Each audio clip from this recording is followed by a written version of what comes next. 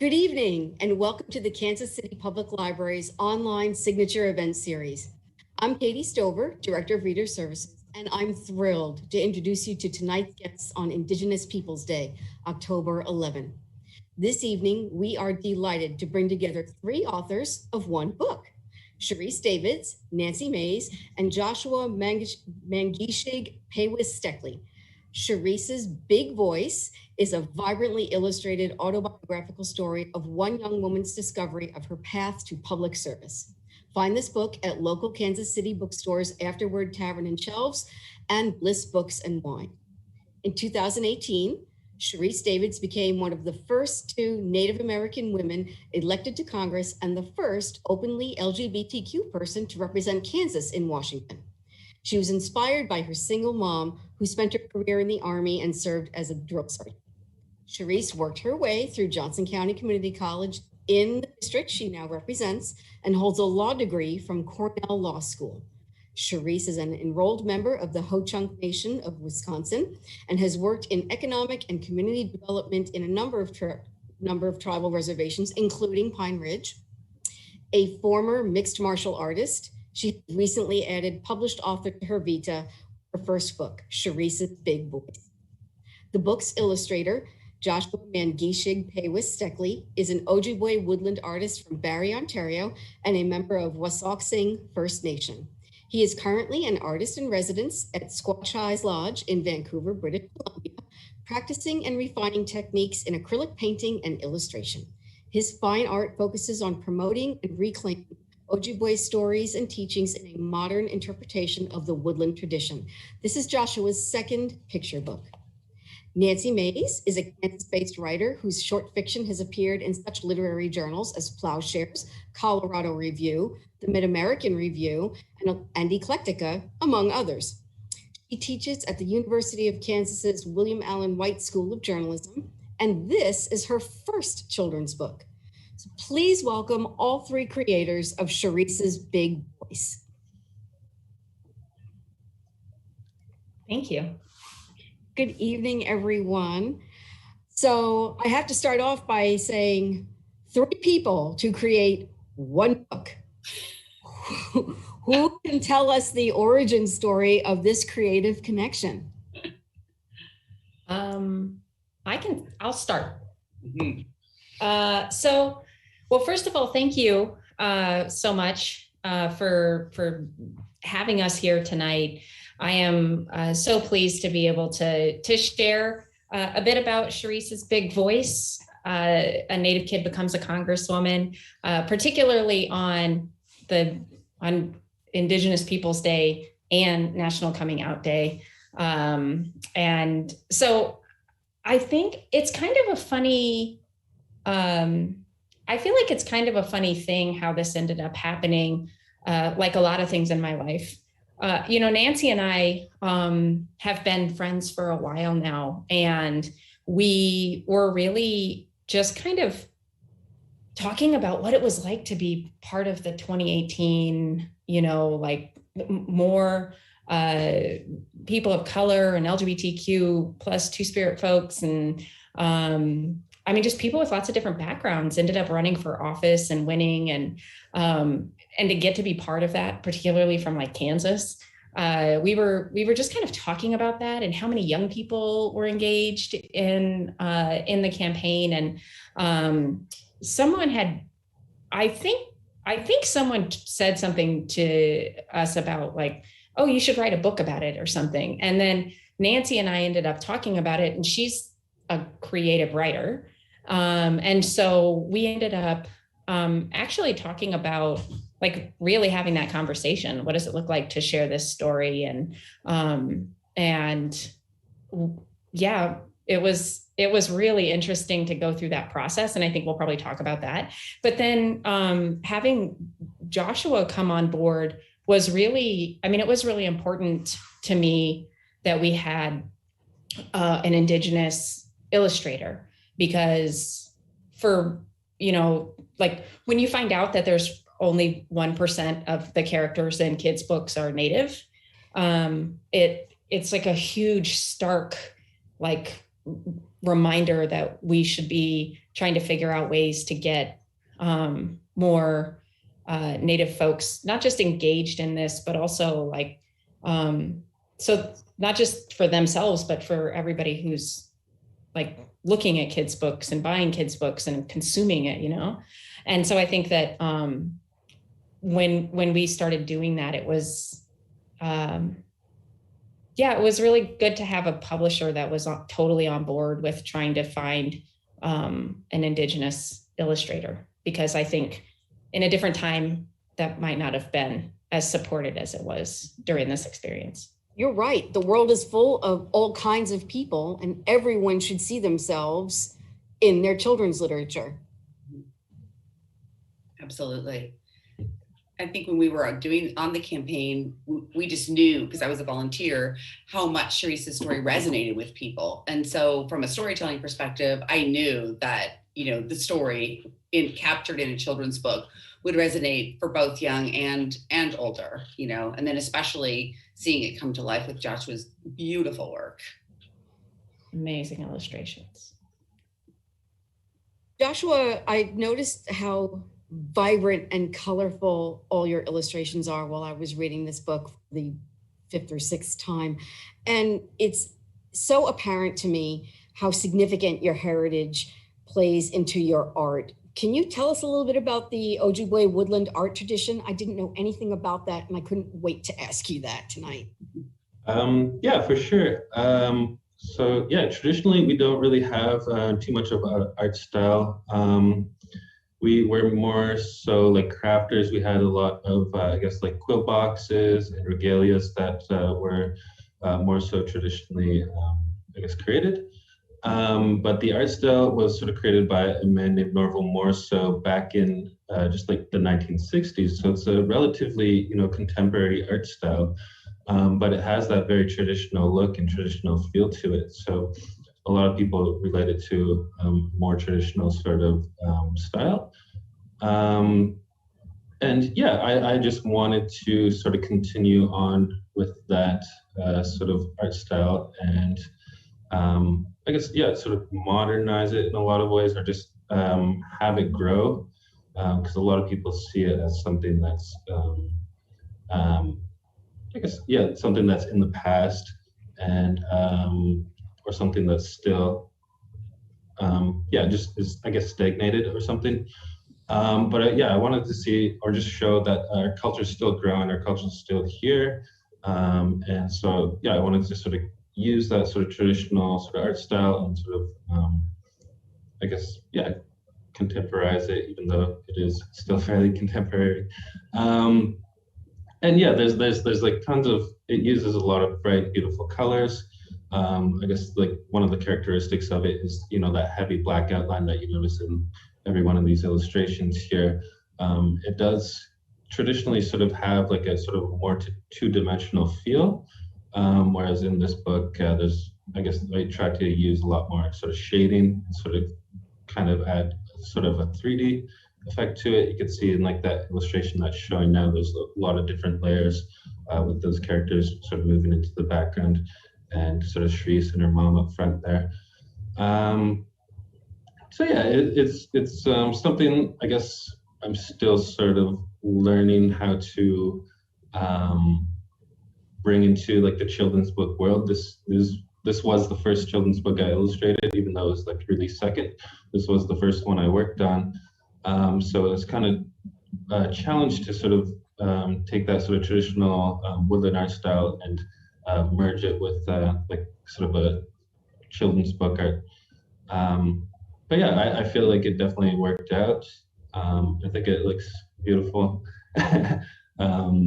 And yeah, I'm definitely happy with how it turned out. It does. It looks fantastic. I'm gonna ask that we go back to the slide that shows Sharice and her mom, Sharice pinning her mom's medal during her Sharice, what would you call that? Her promotion ceremony. Her promotion ceremony. And what I wanted to ask you, Josh, about the art was, did you have a particular color palette in mind when you started to illustrate Sharice's story, because one of the things I loved about this page was the mature blues and then that bright, fierce yellow and orange, that phoenix feel to Sharice on the right there. So tell me about the color palette and how you decided what color to use for Sharice. Yeah, when I was well, when we were working on like the refs and everything, me and the art director had sort of conversations about the color palette, and we sort of yeah, we wanted to sort of have like those blues and reds, or like the turquoise and like red orange as sort of the main sort of I guess, yeah, the main colors in the palette, and have more I guess, yeah, even though like we wanted a wide color palette, as you could see in a lot of the illustrations, but there are a few pages throughout the book that just have more of that reddy blue color palette. So we didn't want it to be like all the way throughout the book. Just sort of a select few pages, so it doesn't like overwhelm people with just like that sort of smaller reddy blue color palette. And we sort of wanted to use the red and blues, I guess, just to connect it to sort of the American sort of political, the sort of Democrats and the sort of Republicans. Sorry. Yeah, I guess that was the main focus of it, and as well as, you know, like the red and the blue in the American flag. And then, yeah, we wanted to show, yeah, just more of a wider color palette as well, to sort of promote like my culture, because my culture uses tons and tons of, like, if you research any sort of woodland art, there's tons and tons of colors that a lot of the artists use. There's and that's sort of reflective of the color or the culture, and like our spirituality and everything. It's very like beautiful culture. So that was sort of the, yeah. I also want to know, were there any particular symbols that from Sharice's or your own that you incorporated into the illustrations? There was a page with I think a Thunderbird. I saw that. Yeah, so that was supposed to symbolize sort of like strength and just like, I guess, overcoming odds, and yeah, just success. So yeah, we use that Thunderbird sort of as a symbol for sort of when Sharice won that election. Yeah, so they're all sort of coming together and showed that symbol there. So. Mm-hmm. That was wonderful. It has a lovely place on that particular page on election night. That's such a warm, homey look to that art as well. And Sharice, your heritage is very important to you. How did you weave that through this story? Well, there's a couple things I would say. One, even just the name Sharice's Big Voice is, I mean, it definitely is partly recognition that I talk a lot and have always talked a lot, which is, you know, prominently displayed in the book, you know, from stories about me nonstop talking about Bruce Lee to, you know, getting in trouble when I was in school for, you know, kind of talking too much in class. So there's that piece of it, but there's also the piece that is, you know, in the back of the book, some of the back matter is former Ho-Chunk President John Greendeer wrote some historical and contemporary information about Ho-Chunk Nation, which I was like really glad that we were able to include that in the book, because I think that, one, it's important for us to be able to share some of that, because, you know, there are often times where people just haven't had the opportunity to learn as much about tribal nations and the history in the U.S. But one of the things, when you read the story, you see it is that the Ho-Chunk language is, you know, we're sometimes referred to as people of the big voice, or people of the sacred voice, because Ho-Chunk language. When it said that when the Ho-Chunk language is spoken, it's spoken directly to the creator. And so being able to offer blessings and prayers and histories through the Ho-Chunk languages, it's kind of cool to be able to have the book name encompass all of those things, It does. Nancy, where did you see yourself falling into this creation of this story? That is a very good question. I saw myself as really a facilitative role, so it's Sharice's story, right? So I think as a friend, and as the co-writer, was helpful with her in terms of figuring out what we should put into it and what not to put into it, and what might be stories that were important to her, what would be some stories that would also resonate with other people, right?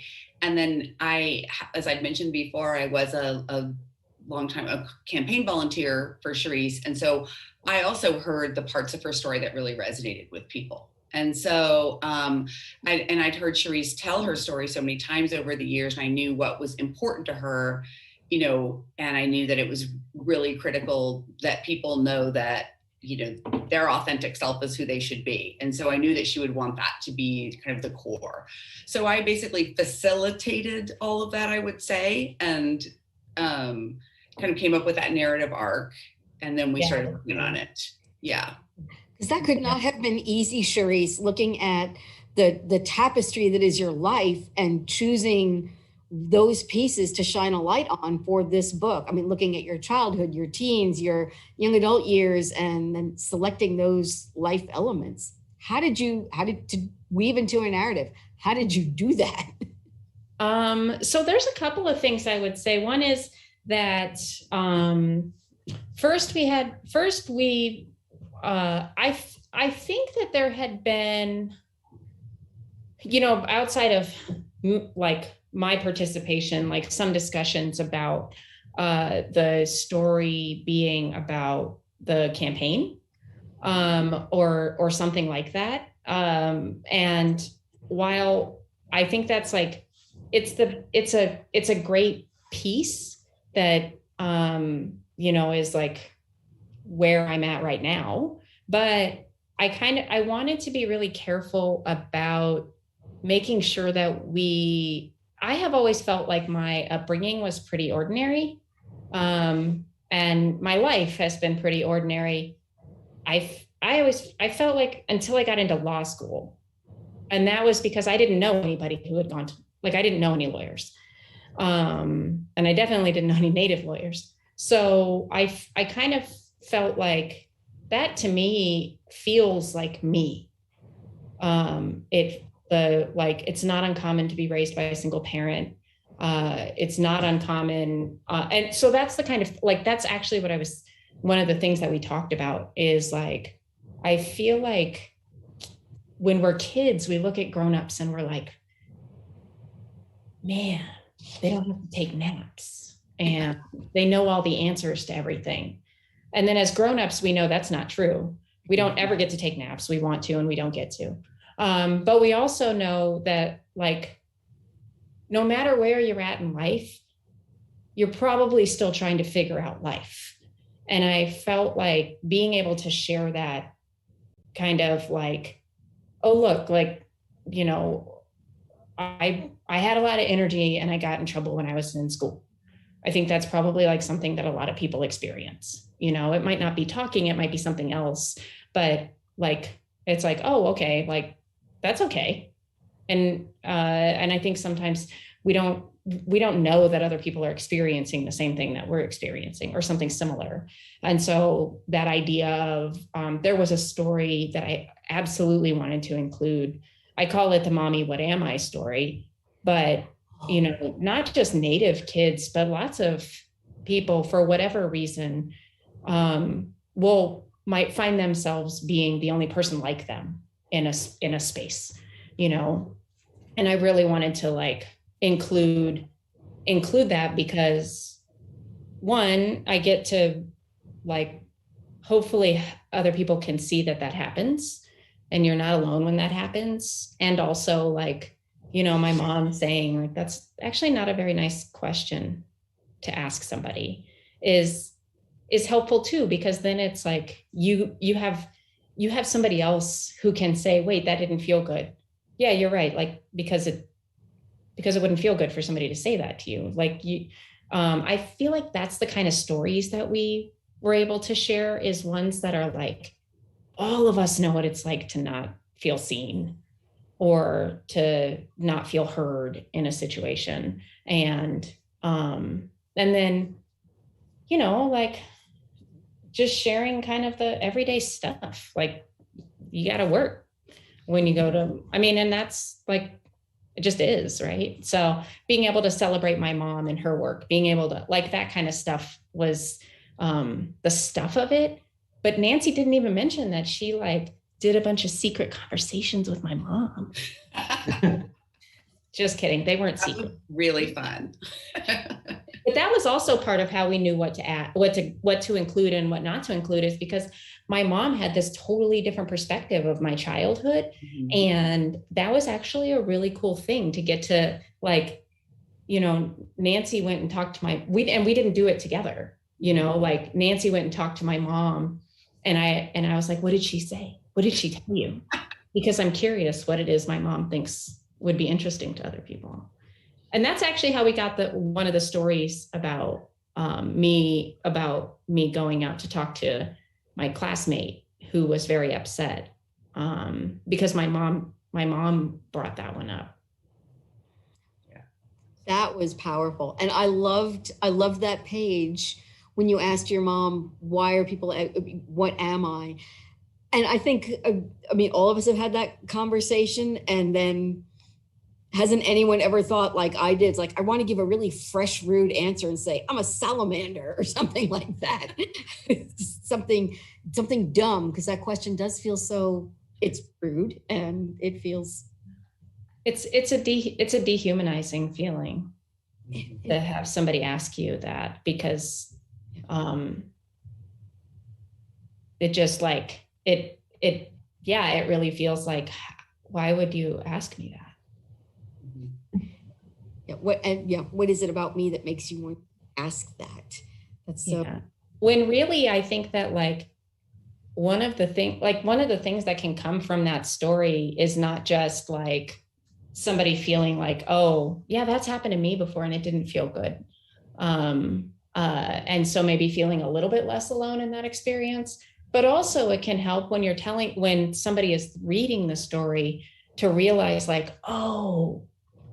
I had wanted to like know a little bit more about, you know, somebody that I just met or whatever. And what I really wanted to know was a little more of like, hey, I'm curious about your background. I'm curious about your upbringing. Like I'm, you know, in the same way that I'm like, I wanted to know if people moved a whole bunch because my mom was in the Army. So we moved a lot, you know, and like, there's a way to ask that question that might make somebody feel out of place. And there's a way to ask that question that recognizes that like all of us have these different experiences. And I hope that like, you know, somebody reading that will, it can help us both learn to not do that to other people, because all of us can inadvertently do something that, you know, might make somebody feel like less seen. So being able to like see both sides of that, my mom letting me know like, oh, hey, that's not a nice question to ask, might help me not say something like that to somebody else, you know. It's a good page to include in a kid's book, because children so frequently feel unseen. Good way to form a connection.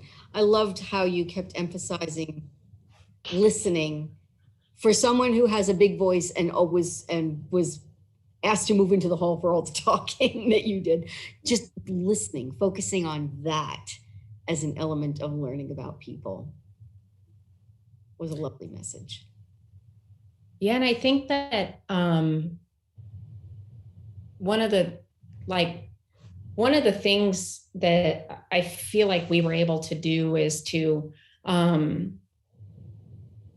show how like something that might be the main thing that you think of when you're like learning something, like learning a skill or something. So talking, like, people get celebrated if they're good at talking, whatever that means. Like it could be public speaking, it could be like, there are all kinds of things that like, we get rewarded. We clap for people when they speak, that sort of thing. But also that like, we're not taught that as much about listening. And I feel like so much of my like job right now, it's listening. And there were lots of experiences that got me to the point where I had the skill set to both communicate to people, but also to like listen to them so that I could see them. That's a wonderful message for this book. I picked up on that. It's terrific for kids to see that. And I wanted to ask Nancy and Joshua, were there elements of the story when you were in draft mode that you had to leave out and you didn't want to? Like Joshua, was there any art you did that just had to come out because it didn't serve the story? And Nancy, was there a part of the writing that had to come out? It just didn't fit. Which is the part that broke your heart that you had to take it out? All my jokes. Just kidding. Joshua, do you have anything? Trying to think, and I can't really think of anything off the top of my head. I feel like, there wasn't too much that the art director told me, I couldn't have in there. I felt like it was like the rough drafts went, fairly smoothly. Yeah. There was. I was remembering one drawing that we had to go back and forth on, that it had to change. And that was this drawing here. Right. Oh, yeah. Right? Because this was, there was a perspective that, well, Sharice is the leader. This is her in the middle of us, volunteering for the campaign. She should be out front. And I think you had to draw it like that way. And then we moved it back this way. Because Sharice, do you want to tell why you thought it should be the way it ended up being? Yeah, because so originally the Sharice character was out front, or my character. I don't know what am I supposed to say? Yeah. And then we sent back a bunch of I don't know. I think Joshua one time said I was not in a mean way. It was like, I don't remember all the different things, but even by the end, one of the like publisher people was like, and Sharice, I know you're going to want it to be more accurate, but it's a children's book and there's only so many words we can use in here. It's not a legal document. Not one of them. No, I'm kidding. It wasn't the word compliance, but I remember, like, I do remember us talking about me kind of, I think it's because I'm a lawyer. I was like, actually, this feels not accurate.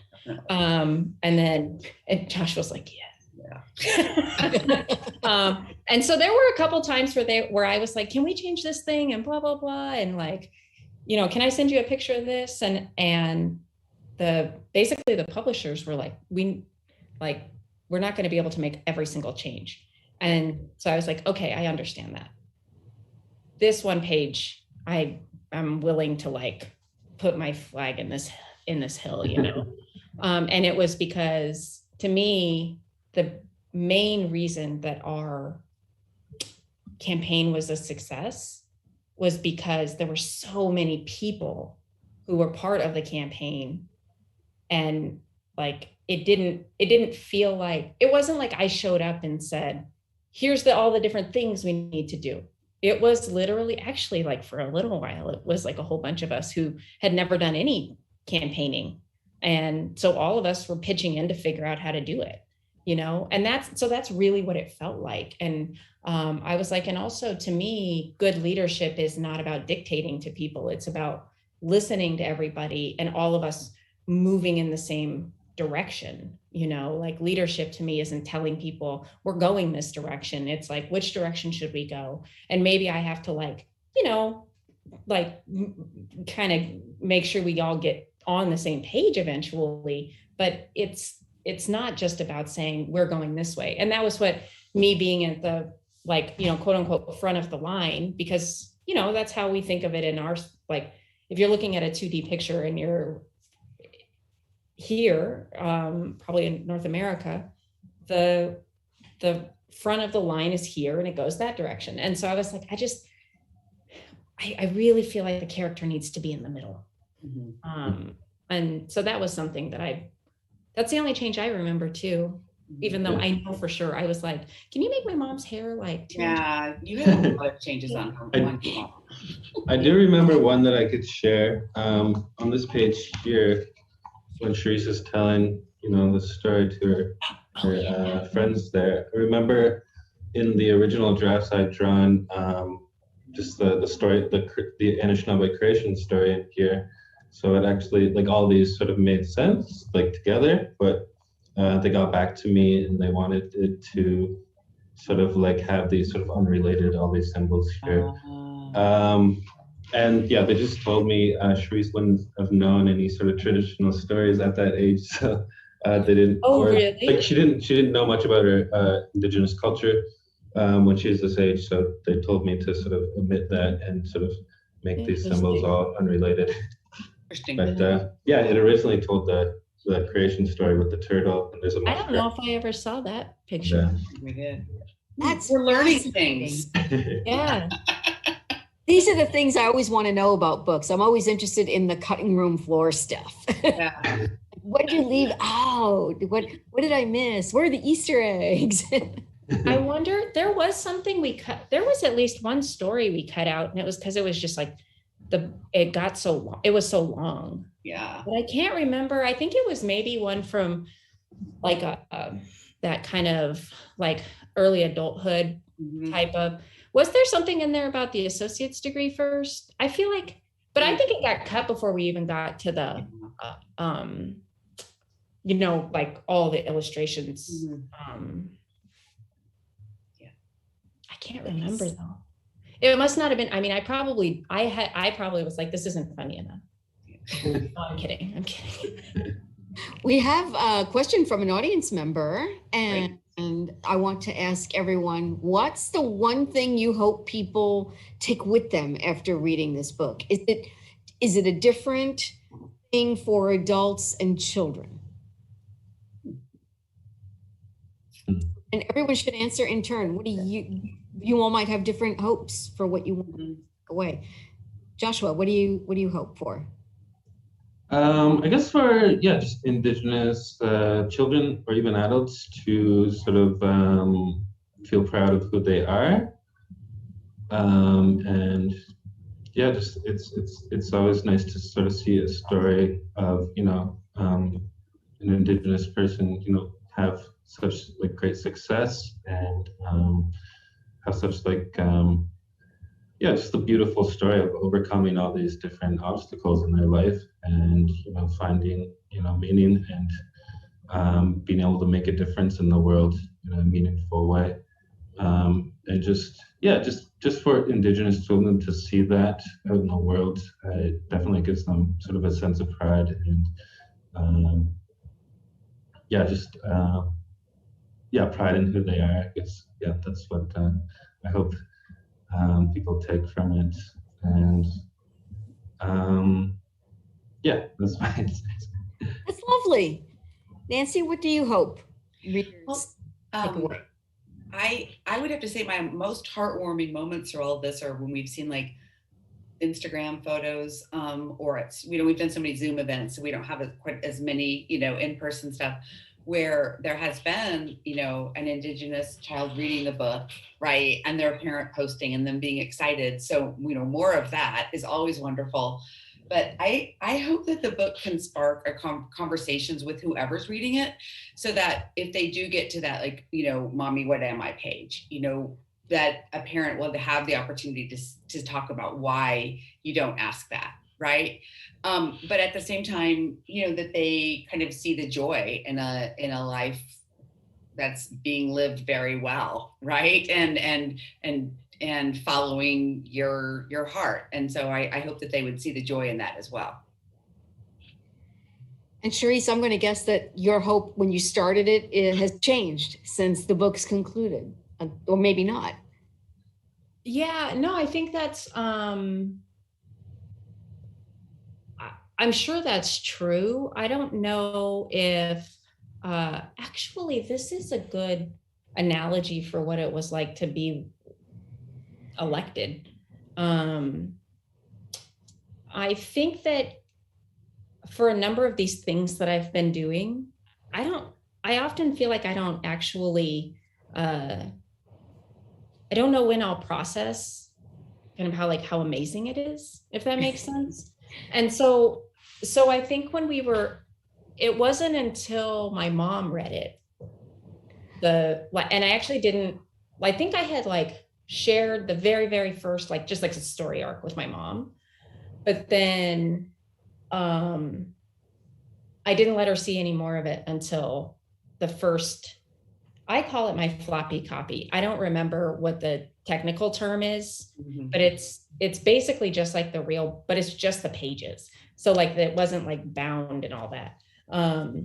But when that came in, my mom came over and she read it. She opened the front. She was like, oh, and then she got to the first page and she goes, oh, I'm in here. And I was like, Mommy, of course you're in here. And then I realized like like 3/4 of the book is about my mom. So maybe I should have had a contract with her or something. I don't know. But yeah, it's like that. Like, I think I was just like doing the thing and I didn't get to really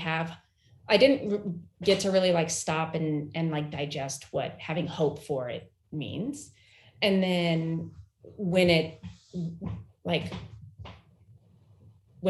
like real hard copies showed up and it started going out, I was like, wow, this is a thing we did. And I hope, and then that's when I was like people are going to start reading this. And I realized how vulnerable it was because I also hadn't processed that, which I'm glad, because then I didn't have to process that until after it came out. And I was like, oh yeah, well, I hope people like it. So, and then I think, so there's an author's note in here.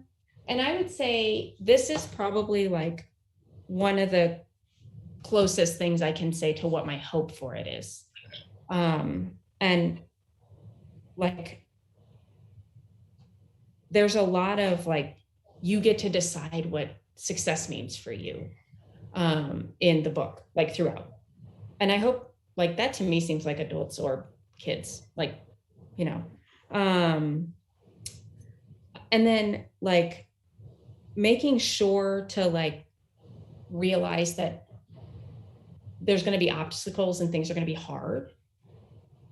And some things are harder for some people than they are for others. Like some people have more obstacles.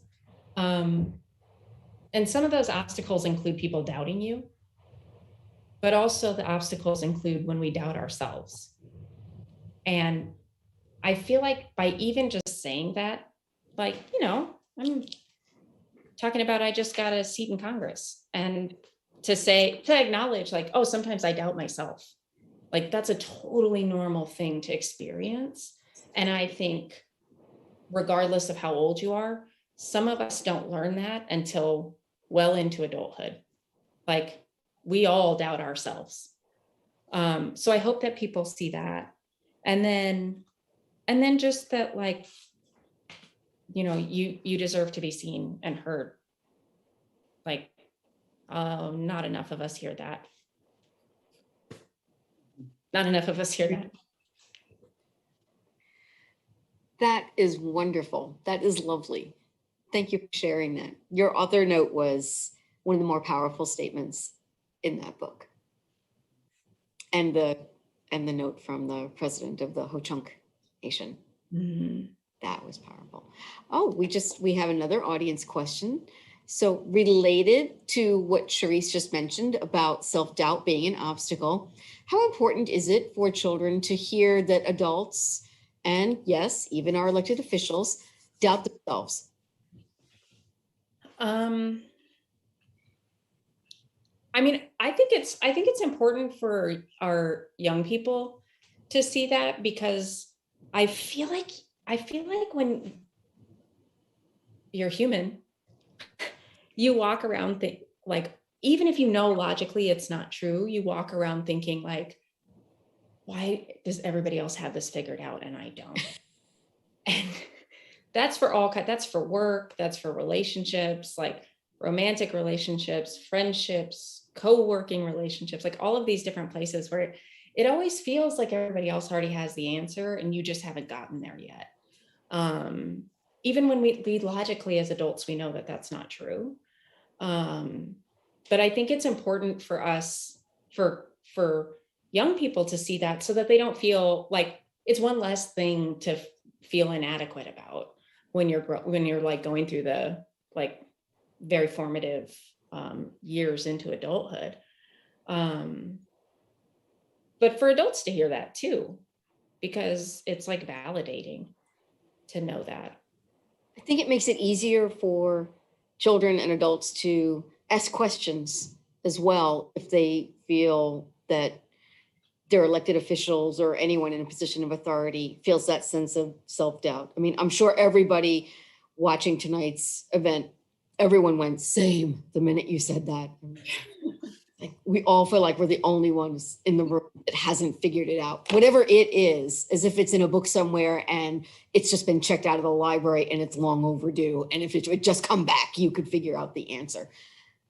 But this morning, I know I did that. I'm sure I have done it at least once today. I would like to take a moment to, we might be ending on this note, but to ask all of you, not for your favorite children's book, that's a hard question, but I do want to ask about a book that you read when you were children that sticks with you now, that maybe pops into your mind now. So what did you read when you were little in your formative reading years that has stuck with you?